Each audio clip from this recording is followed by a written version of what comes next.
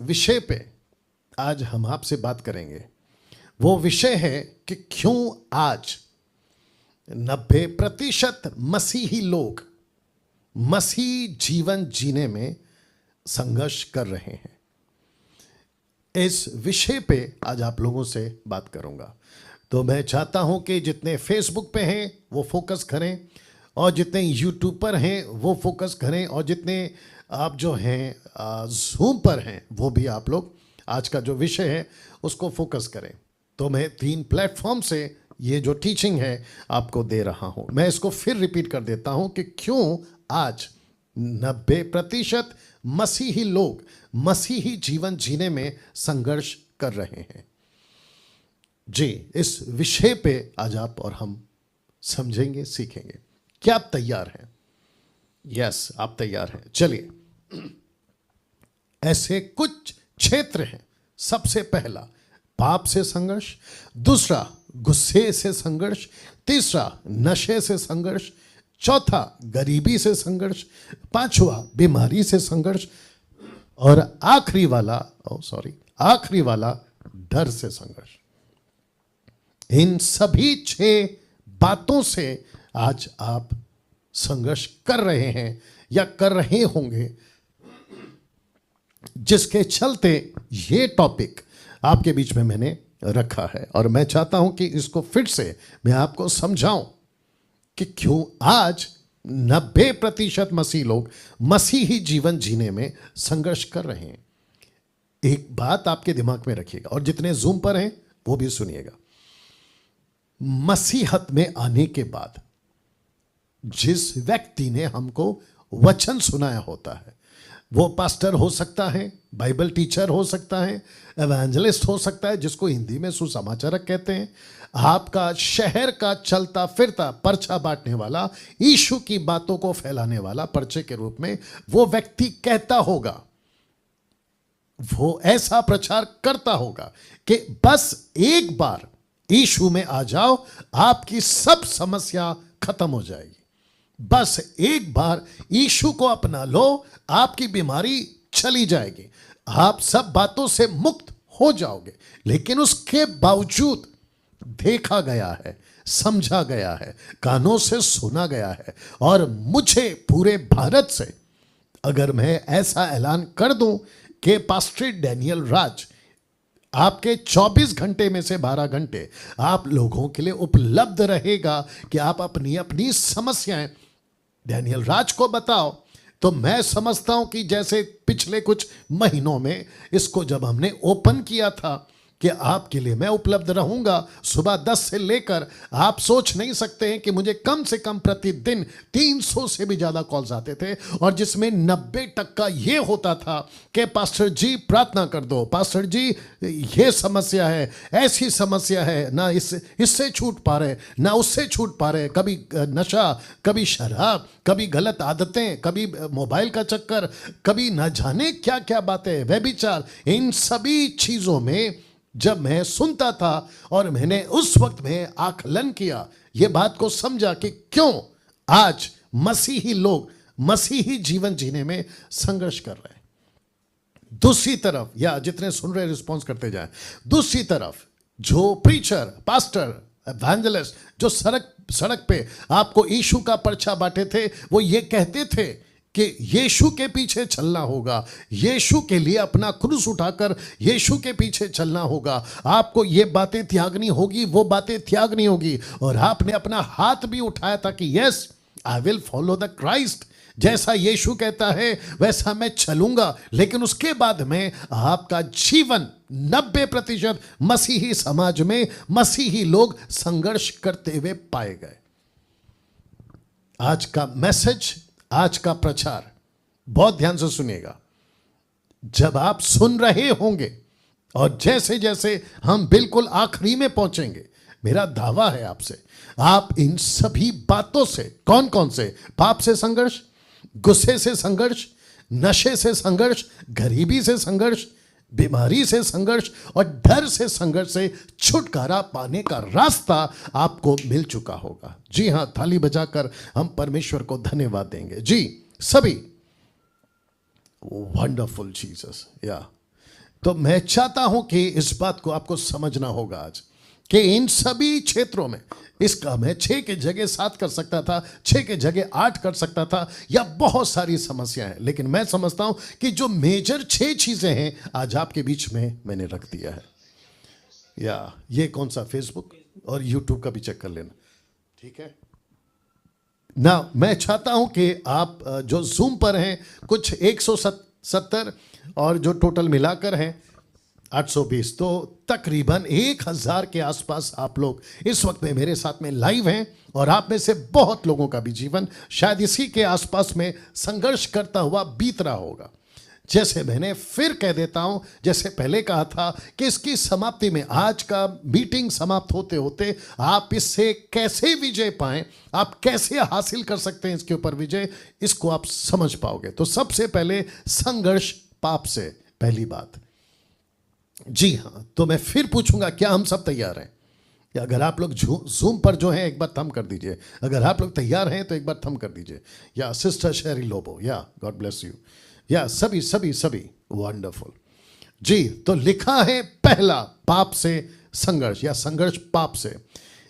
इतिहास गवाह है, मैं रिपीट करता हूं कि इतिहास गवाह है, अच्छे अच्छे गिर गए इस गड्ढे में, अच्छे अच्छे गिर गए। नीता जी, अगर हिंदी का दिक्कत है तो आप देख लीजिएगा, इसको हम ठीक कर देंगे, गड्ढे में गिर गए, या अच्छे अच्छे गिर गए इस गड्ढे में।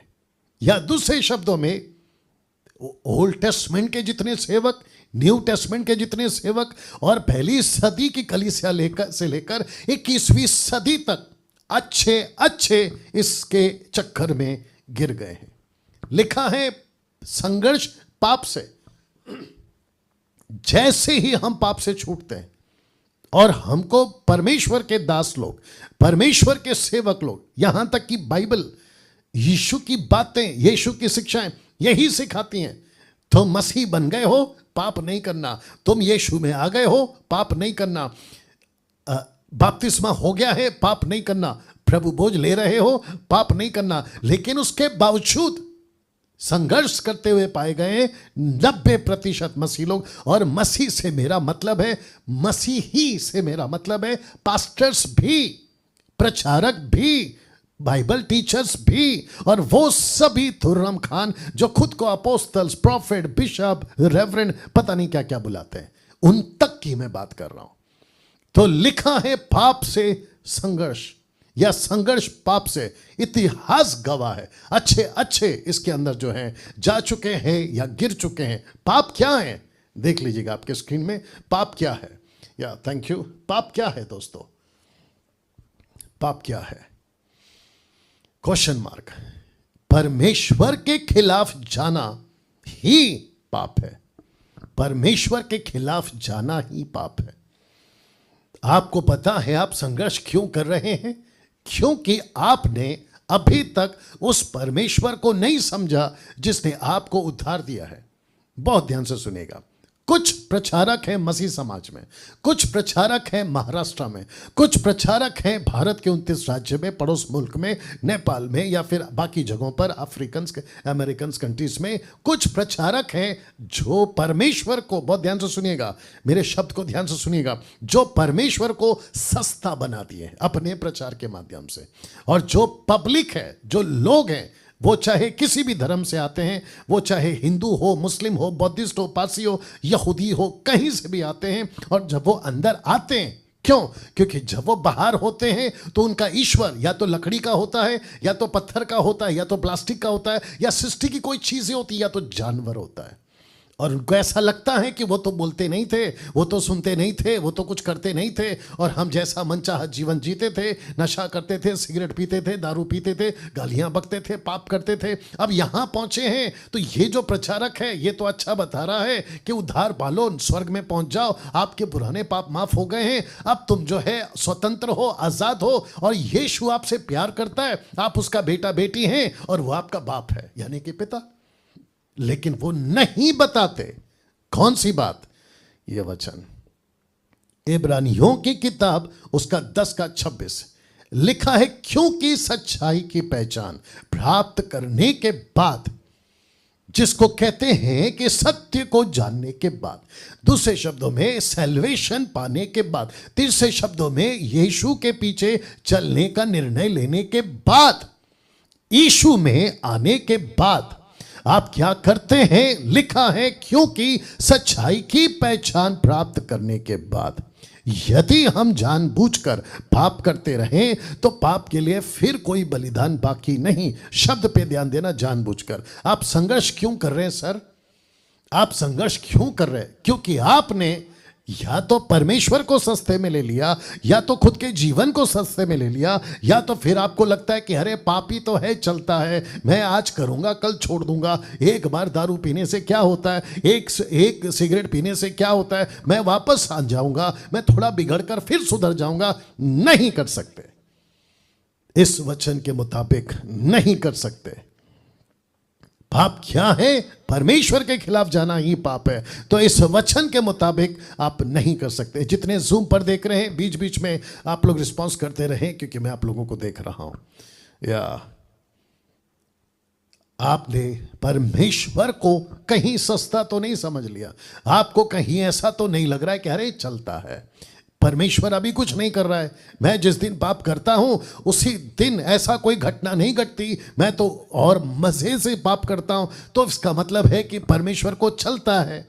नहीं चलता, क्योंकि लिखा है, आगे पढ़वा रहा हूं, लिखा है कि हाँ, वचन 27, लिखा है कि हाँ, दंड का एक भयानक भार जोना और आग का ज्वलन बाकी है जो विरोधियों को भस्म कर देगा।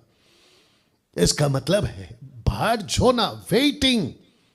जब तक आप पाप कर रहे हैं आपको सजा इसलिए नहीं मिल रही है क्योंकि परमेश्वर वेट कर रहा है। जिस दिन आप गलत वीडियो देखते हैं, पॉर्न वीडियोस या उल्टी सीधी साइट्स को, तो उस वक्त में आपकी जमीन फटकर आपको अंदर नहीं ले लेती, क्योंकि परमेश्वर वेट कर रहा है। और जिसके चलते आपको लगता है अरे चलता है, तो ऐसे लोगों को लगता है कि हम तो जो है जो चाहो मनमानी कर सकते हैं, और फिर बीच बीच में आपके दिमाग में आता है कि अरे कुछ भी नहीं हो रहा है, मेरे साथ अच्छा नहीं चल रहा है, मैं जो नहीं चाहता वो करता हूं, जो चाहता वो नहीं करता, जिसके चलते लिखा है कि आप पाप से संघर्ष करते हुए पाए जा रहे हैं। कम ऑन, यस और नो? या थैंक यू। तो जितने दर्शक अभी देख रहे हैं, तकरीबन 1100-1200 के आसपास, मैं आप सभी को बता दूं, आपको इस शब्द को हल्के में नहीं लेना है। पाप क्या है? मैंने आपको अभी बताया, परमेश्वर के खिलाफ जाना ही पाप है। एक व्यक्ति पाप के चक्कर में पड़कर परमेश्वर के खिलाफ जाने का नतीजा भुगत चुका है, और उसको कहते हैं आदम, उसको कहते हैं हव्वा, उसको कहते हैं इंग्लिश में एडम एंड ईव। उस व्यक्ति ने पाप को हल्के में लिया, उसको लगा चलता है, खा लेते हैं, क्या होता है। आजकल वही चल रहा है। तो मैं आपको फिर से बता दूं, जितने मसीह लोग हैं, मैं आपको फिर से बता दूं, जितने जवान लड़का लड़की हैं, आप बहुत संघर्ष कर रहे हैं, जैसे ये शब्द है, आप बहुत स्ट्रगल कर रहे हैं पाप से। आप चर्च तो जाते हैं, अच्छी प्रीचिंग भी सुनते हैं, साथ ही साथ आपको ऐसा लगता है कि ओ, आज का कन्वेंशन बहुत अच्छा था, आज की टीचिंग बहुत अच्छी थी, और उस रात आप ऐसे सोते हैं, आपको ऐसा लगता है कि बस अभी से मेरे जैसा पवित्र व्यक्ति कोई नहीं है, लेकिन अगले ही पल आप संघर्ष करते हुए पाए जाते हैं। जैसे ही आपके हाथ में फोन आता है, जैसे ही एप्लीकेशन ऑन होती है, और जैसे ही आप किसी लड़का को या लड़की को देखते हैं, जैसे ही किसी औरत या आदमी को देखते हैं, जैसे ही आप किसी टेलीविजन के प्रोग्राम को ऑन करते हैं, आपका संघर्ष शुरू हो जाता है। ऐसा जीवन आप जीते आ रहे हैं, और जिसके चलते मैंने लिखा है कि इतिहास गवाह है, अच्छे अच्छे गिर गए इस गड्ढे में। क्यों? क्योंकि उन्होंने परमेश्वर के खिलाफ जाने वाली बात को हल्के में लिया। तो लिखा है इस वचन के मुताबिक, जानबूझकर पाप करने वाला नहीं बचेगा। और दूसरा तिमोथी 2:22 कहता है, जवानी की अभिलाषाओं से भाग। शब्द पे ध्यान देना कि जवानी की अभिलाषाओं से भाग। मैंने कल जूम मीटिंग में सिखाया था प्रचारकों के झुंड को कि एक व्यक्ति था जिसके सामने शैतान ने ऐसी योजना बनाई जिसको कहते हैं पोतीपर की पत्नी, उस वक्त की खूबसूरत, किसी प्रकार का कोई दिक्कत नहीं, और जो माहौल था घर का वो भी सही था, किसी प्रकार का कोई किसी को नहीं पता चलेगा कि आप जोसेफ क्या गलती कर बैठा। वहां पर रानी का सपोर्ट, पति पोतीपर की पत्नी का सपोर्ट, और साथ ही साथ में घर में कोई नहीं है और ना ही सीसीटीवी कैमरा लगा है किसी प्रकार का। बट ऐसे टाइम पे लिखा है कि जोसेफ भागा। शब्द को ध्यान देना, जोसेफ भागा, जोसेफ भागा।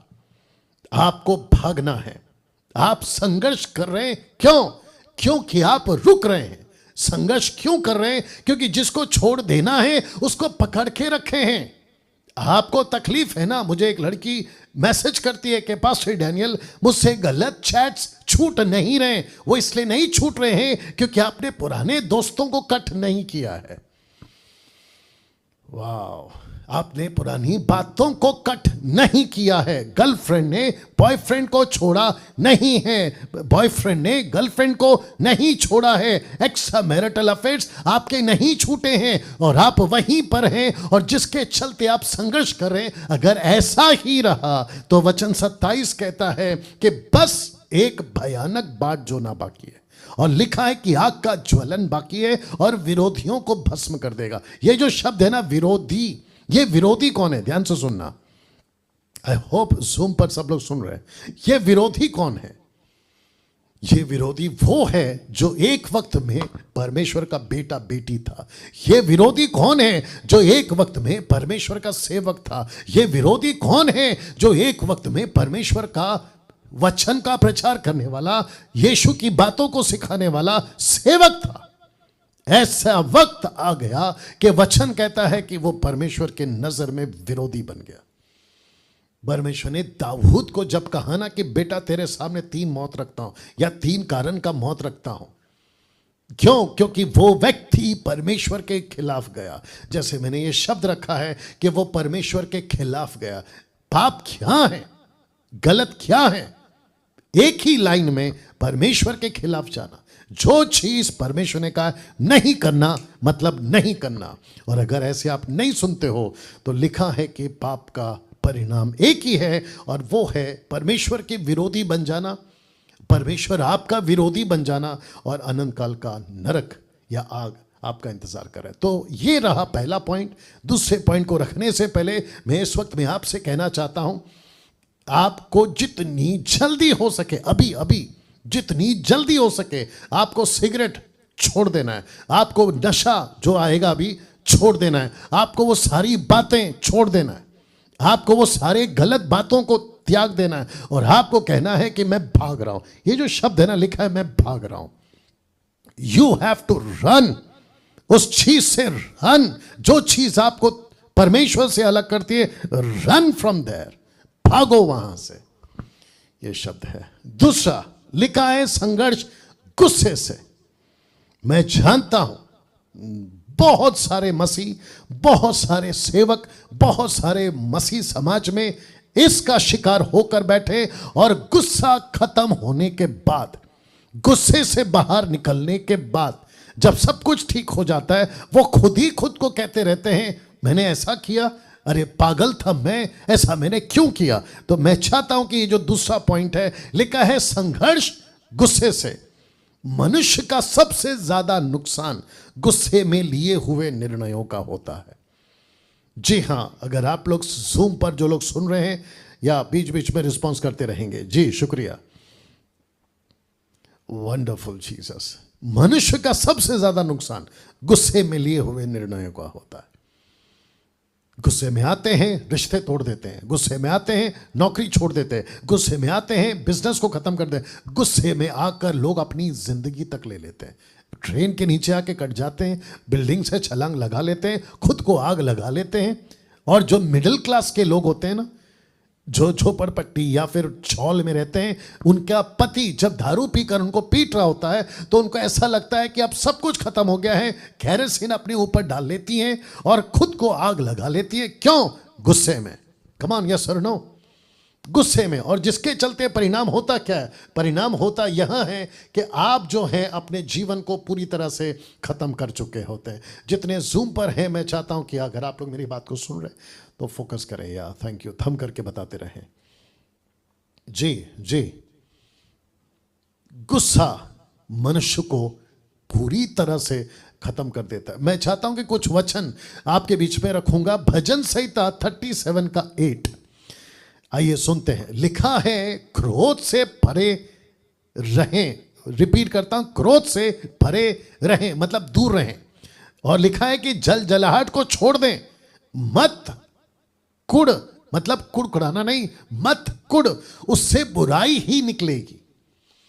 वाह। दूसरा नीति वचन 14 का 29, इसको मैं इंग्लिश में भी कह देता हूं। प्रोवर्ब्स चैप्टर 14 वर्स 29, ऊपर जो वचन था जिसको मैंने अभी पढ़ा, सैम 37 वर्स 8, भजन संहिता 37 का 8।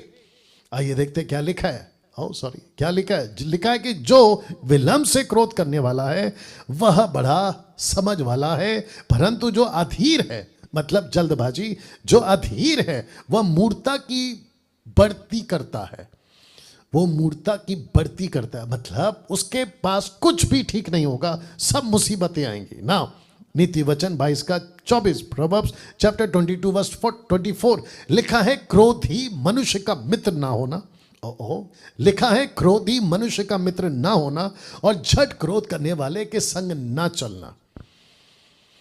बाप रे, आपने नहीं सुना? मैं चाहता हूं कि फोकस करें प्लीज। रिपीट करता हूं कि लिखा है क्रोधी मनुष्य का मित्र ना होना और जो झट क्रोध करने वाले हैं उनके संग ना चलना। तो इसका मतलब यह हुआ कि आपको पता लगाना है कि आपका जो कुछ लोग हैं जो आपके आसपास हैं, कहता है कि उनके साथ अगर संगति करोगे तो उसका असर तुम पर भी आएगा। पौलुस कहता है बुरी संगति अच्छे चरित्र को आगे बोल दीजिए, जो जूम के लोग हैं, वो बिगाड़ देती है, राइट।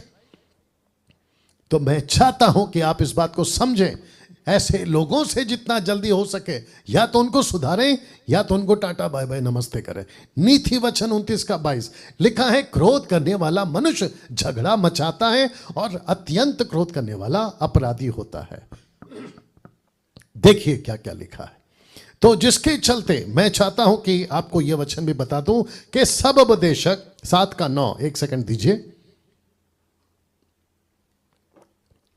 लिखा है सब उपदेशक 7 का 9, अपने मन में उतावली से क्रोध ना हो, अपने मन में उतावली से क्रोधित ना हो, क्योंकि क्रोध मूर्खों ही के हृदय में रहता है। गुस्सा किसके मन में रहता है? जो मूर्ख है।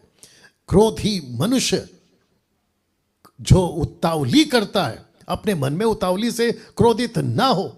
आपको गुस्सा जल्दी से आता है, आप उसमें संघर्ष कर रहे हैं, आप कुछ चीजों को देखते हैं, आपको तकलीफ होती है, आपका गुस्से पे काबू नहीं है, आप सड़क पे झगड़ा कर बैठते हैं, आप किसी को पीट देते हैं, आप जो गाड़ी चलाते हैं आपके साथ हादसा हो जाता है, आप जो घर पे रहते हैं आपके साथ हादसा हो जाता है, आप जो सेवक हैं, आप जो चर्च के लोगों के साथ में गुस्सा कर बैठते हैं, जो चर्च के लोग हैं वो गुस्सा कर बैठते हैं, और जिसके चलते ये वचन सब प्रभु कहता है इसमें से बाहर निकलिए। तो मैं फिर कहता हूं, आप यहां संघर्ष कर रहे हैं, आपको इसमें से बाहर निकलना होगा। तीसरा, संघर्ष नशे से। ये रहा तीसरा, संघर्ष नशे से। अगर आपका आत्मिक जीवन ठीक नहीं है, नशे में आप आसानी से गिर जाओगे। जी, अगर आपने अपने आत्मिक जीवन को मजबूत नहीं किया और आपको लगा कि मेरा जीवन ना बाइबल वाला है, ना वचन वाला है, ना प्रार्थना वाला है, ना संगति वाला है, ना मैं परमेश्वर का कोई काम कर रहा हूं, तो नशे में गिरने का चांसेस आपका ज्यादा है। मैं आपको एक एग्जांपल देता हूं। एक व्यक्ति मेरे ऑफिस में आए थे यहीं पे कुछ महीनों पहले। उस व्यक्ति ने इसी ऑफिस में बैठकर मुझसे कहा था कि पास्टर डैनियल, मैं तंबाकू छोड़ दूंगा, मैं नशा छोड़ दूंगा, मैं दारू पीना छोड़ दूंगा, मैं बीड़ी सिगरेट पीना छोड़ दूंगा। मैं उस व्यक्ति को कहा, आप उसको छोड़ दोगे अच्छी बात है, लेकिन दूसरा आप क्या करोगे? मतलब छोड़कर आप बाकी क्या करोगे? उसने बोला उसका मतलब क्या है? मैंने कहा उसको छोड़ने के बाद आपको आत्मिक जीवन में बढ़ना है, क्योंकि तराजू का दूसरा पहलू हल्का इसलिए होता है, ध्यान से सुनिएगा, कि तराजू का दूसरा पहलू हल्का इसलिए होता है क्योंकि दूसरी तरफ का पहलू में वजन आ गया है। या thank you Prasad ji thank you. बहुत ध्यान से सुनेगा, मैं फिर इसको रिपीट करूंगा कि तराजू का दूसरा पहलू हल्का इसलिए हो गया है क्योंकि दूसरे पहलू में वजन आ गया है। आपका नशे का आदत से आपको नफरत इसलिए हो रही है क्योंकि आत्मिक जीवन में वजन आ गया है। अगर आत्मिक जीवन में वजन नहीं है तो नशे का जीवन, नशे की बातें, उस पे वजन आ जाएगा, क्योंकि आत्मिक जीवन हल्का हो गया है। और आत्मिक जीवन का तराजू हल्का इसलिए हो गया है क्योंकि नशे का जीवन वजनदार हो गया है। कैसा लग रहा है? You have to understand this. तो जितने भी लोग देख रहे हैं फेसबुक पे, मैं चाहता हूं कि खूब शेयर करें इस आज की वीडियो को। इसका रिकॉर्डेड वीडियो अपलोड करूंगा मैं बाद में, लेकिन अभी इसको खूब शेयर करें और साथ ही साथ वॉच पार्टी करें, जितना हो सके लोगों तक पहुंचाएं, ताकि इस नशे की आदत से लोग बाहर निकल सके। अभी तक कैसा लग रहा है? अगर जो जूम पर हैं या थम करके बता दीजिए। Thank you Deepak Kumar, thank you. मैं फिर कहता हूं, अगर इस वक्त अभी मुझे कोई देख रहा है, आपको तंबाकू की आदत है, बीच बीच में आप खा लेते हैं, गुटखा का पैकेट आप खा लेते हैं, बीच में आप दारू पी लेते हैं, और आपको लगता है कि हफ्ते में एक बार तो पी सकता हूं, महीने में एक बार तो पी सकता हूं। मुझे किसी ने बोला कि पास्टर डैनियल, मेरे किडनी में पत्थर हो गया है। मैं डॉक्टर के पास गया था, तो डॉक्टर कहता है कि अगर किडनी में पत्थर हो गया है तो आप जितना बियर पियोगे वो पत्थर निकल जाएगा। ए भाई वो डॉक्टर है, अविश्वासी है, आत्मिक नहीं है, वचन को नहीं जानता, यीशु को नहीं जानता, संसारिक है, इसलिए वो बातें कर सकता है। और वचन कहता है कि संसार का ज्ञान परमेश्वर के निकट मूर्खता है।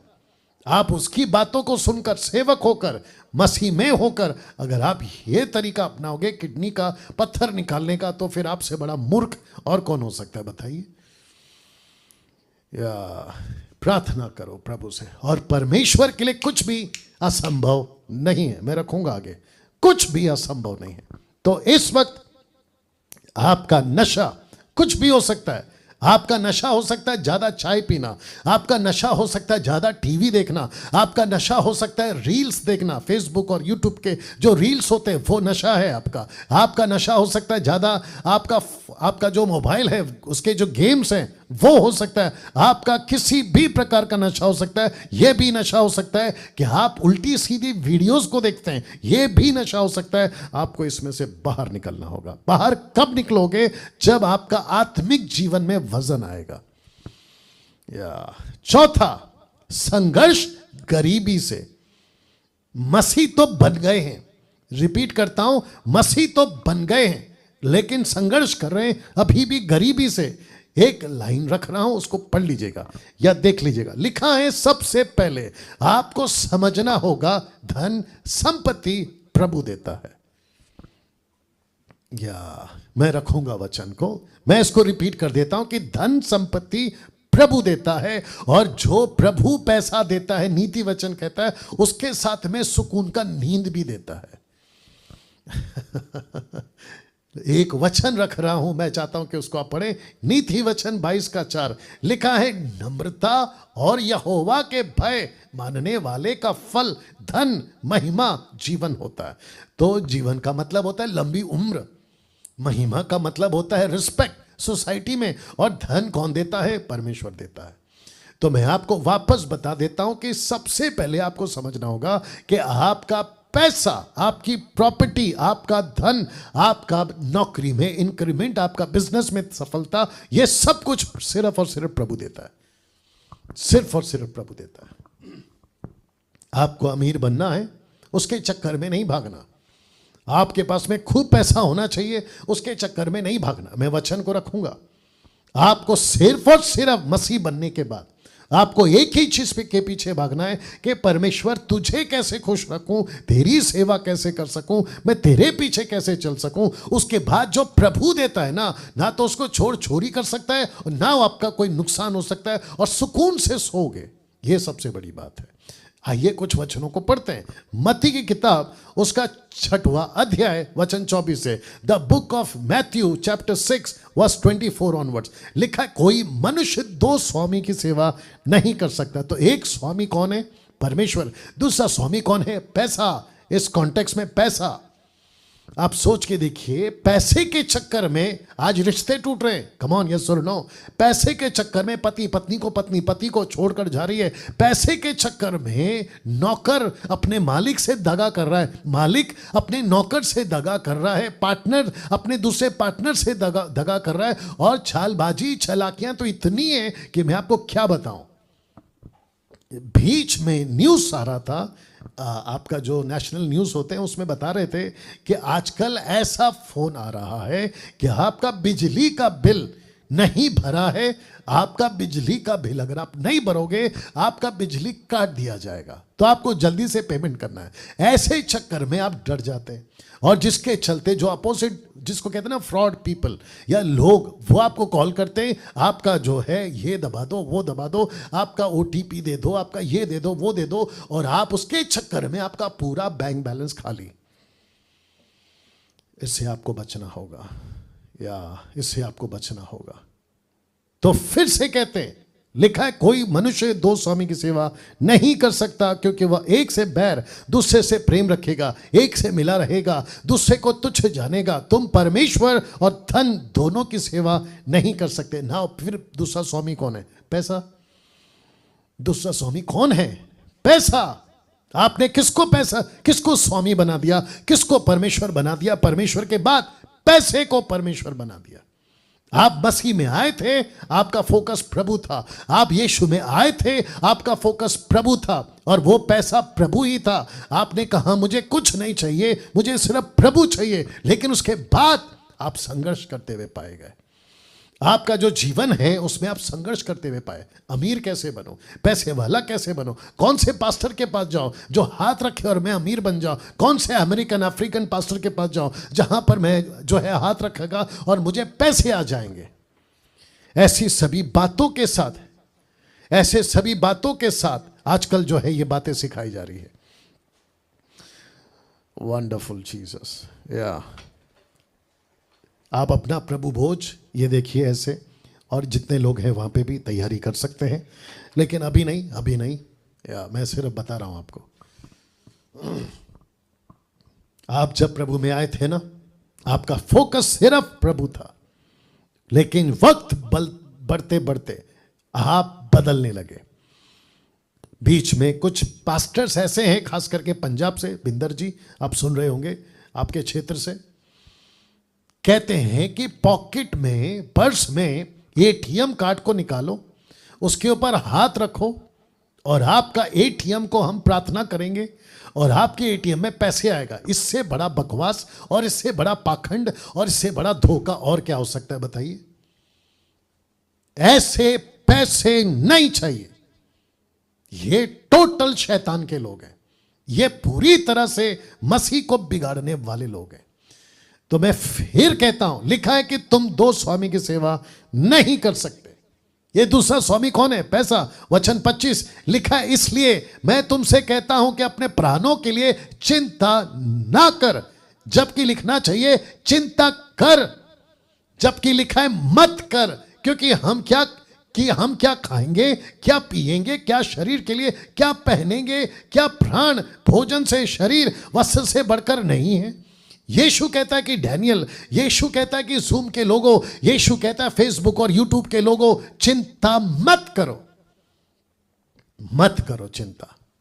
चिंता से मेरा मतलब ये नहीं है कि आप नौकरी छोड़ के घर बैठ जाओ। चिंता मत करो का मतलब ये नहीं है यीशु का कि तुम अपना बिजनेस छोड़ दो। नो, लेकिन बेकार की चिंता क्यों करते हो? ये कहां से आएगा, वो कहां से आएगा? प्रभु कहता है मेरे पीछे चल, मैं तुझे बताऊंगा। तो वचन 26, आकाश के पक्षियों को देखो, वे ना तो बोते हैं, ना काटते हैं, ना खत्तों में बटोरते हैं, फिर भी तुम्हारा स्वर्गीय पिता उनको खिलाता है। क्या तुम उनसे अधिक मूल्य नहीं रखते? वचन 27, तुम में कौन है जो चिंता करके अपनी आयु में एक घड़ी भी बढ़ा सकता है? नहीं बढ़ा सकते। तो संघर्ष क्यों?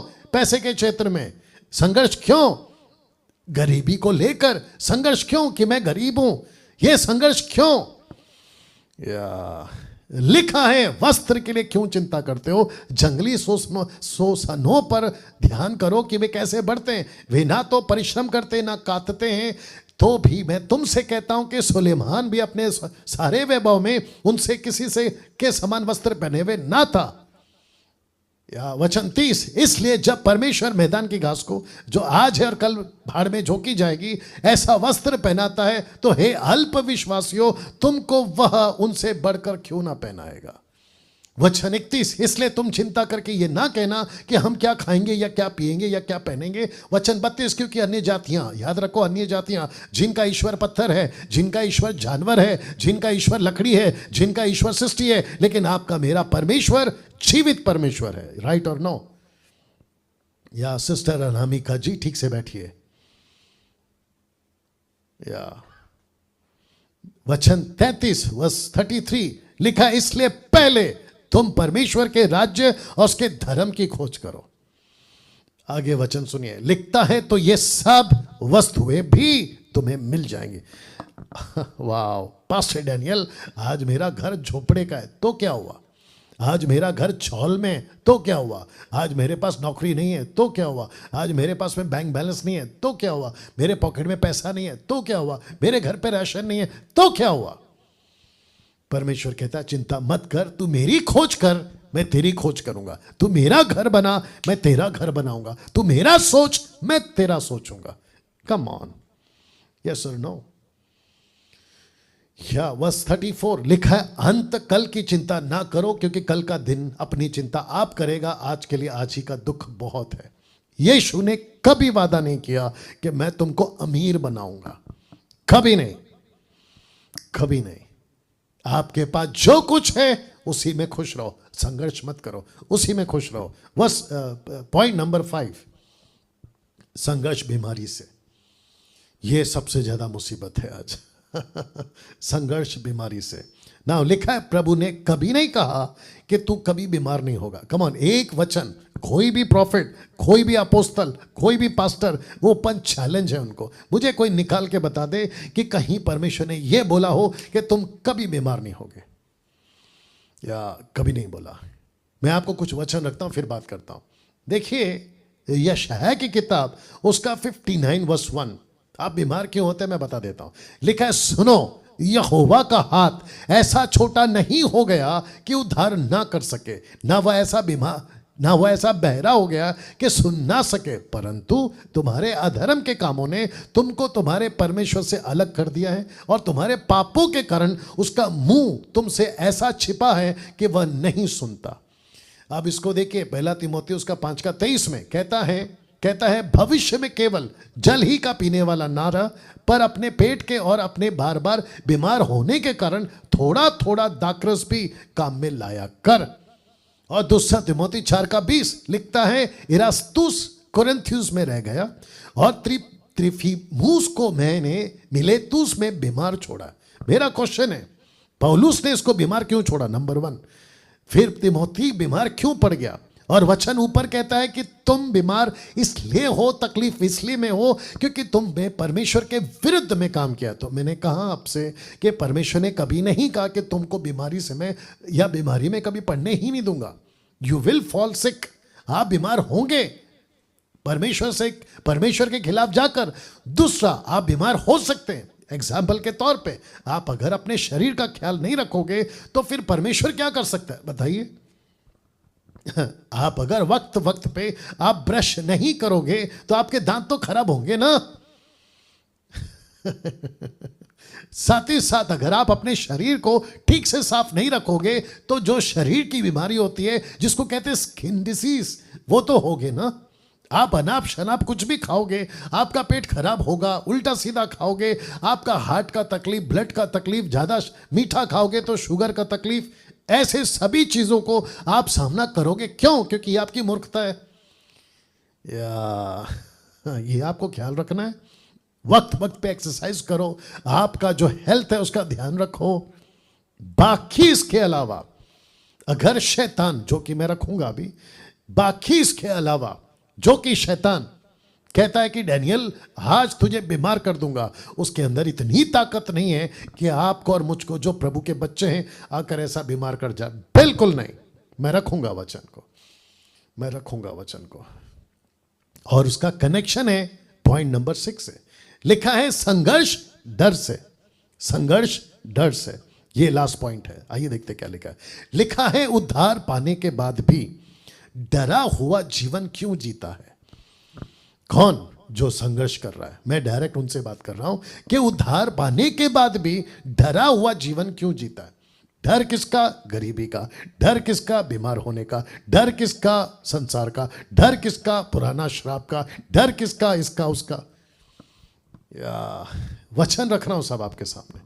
रोमियो की किताब उसका 8:31 लिखा है, अंत हम इन बातों के विषय में क्या कहें? यदि परमेश्वर हमारी ओर है तो हमारा विरोधी कौन हो सकता है?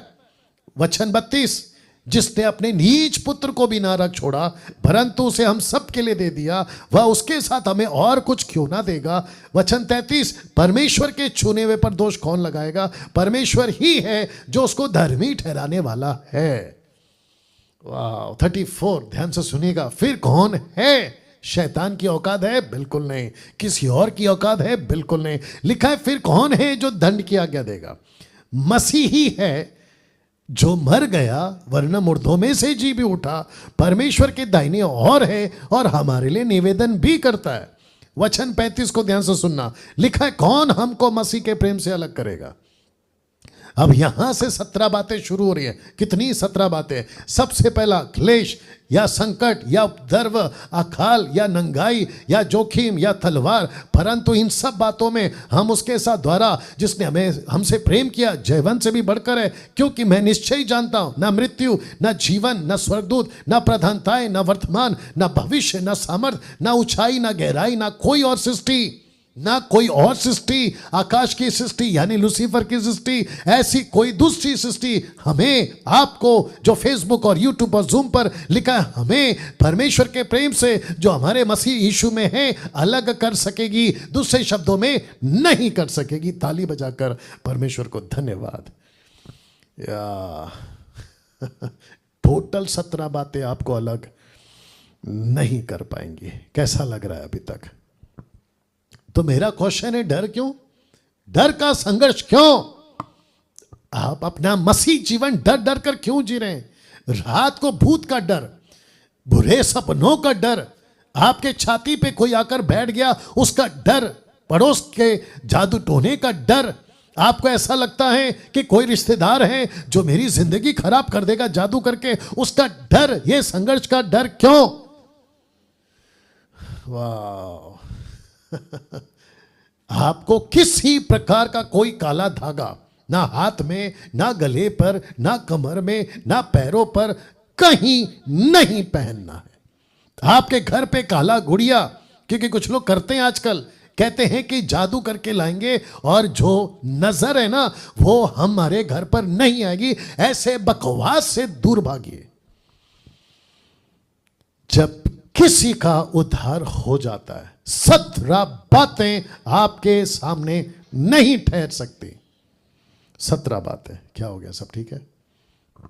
17 बातें। रास्ते पे चलते हैं, आपको कोई नींबू मिल जाता है, उस पर आपका पैर लग जाए तो आपको लगता है कि अभी इसका जो भी है वो सब मुझ पर आएगा। ए भाई, नहीं आएगा, क्योंकि मसीह तुम्हारे अंदर रहता है।